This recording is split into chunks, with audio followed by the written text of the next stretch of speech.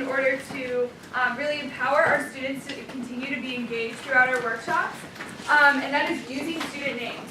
So I'm going to start off with a small anecdote. We had a volunteer last year who went into a classroom and was teaching a workshop, and at one point a boy raised his hand, and she looked at his name tag to call on him.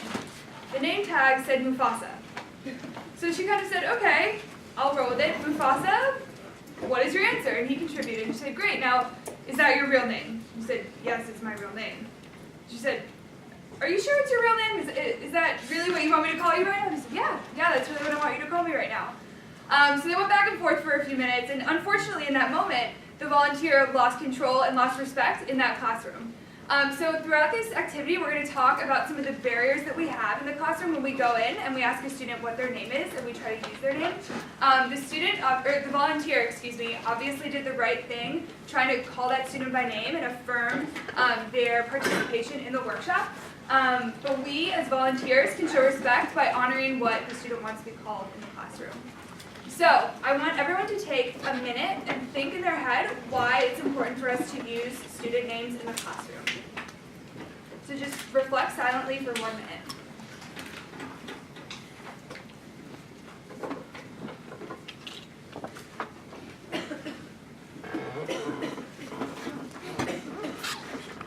Going along with it, it's difficult to remember if not everyone has a name tag. That makes it much more difficult.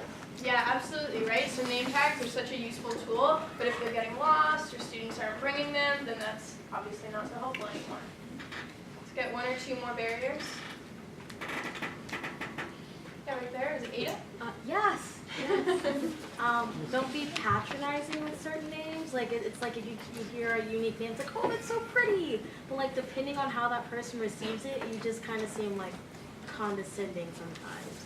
Like if certain names, it's like you don't always have to comment on it. Just like that's their name, let it be, move on.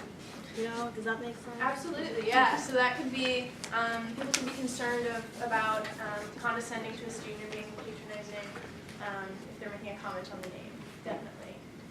Yeah. Sometimes students know that like you're only in that classroom for that day, so they'll give you a fake name on purpose, and then they'll say, I had a kid tell me his name was Little Romeo, and then everyone else in the class started laughing, and like that clearly wasn't his real name. But like there's no way to, I don't know, I didn't feel comfortable saying I don't think that's your actual name, so I either have to use it or not. Right, you didn't want to run into the Mufasa situation, right? Yeah. Being like, oh, that's not your name, but like it totally is. So that's definitely a concern. Yeah, so there can be a lot of barriers to using this strategy. But let's not just leave it at that. Let's talk about some of the ways to get around these barriers. So who has a suggestion for how we as volunteers might overcome these barriers when using student names in the classroom? Yeah, Noah. Just going off of what Sadipta just said, I had a student who I believe asked me to call him Dr. Octopus last year. Obviously not his real name, but I went with it and it was fine.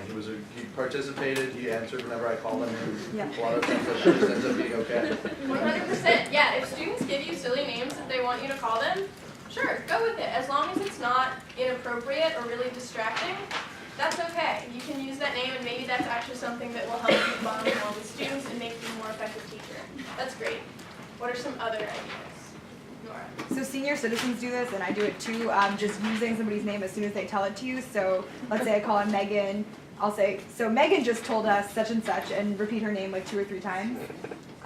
Also, I taught with someone who shook every student's hand and introduced himself by name when they came into the classroom, and I loved that. He remembered each and every one of their names and used them because he had shaken each person's hand and repeated it, probably.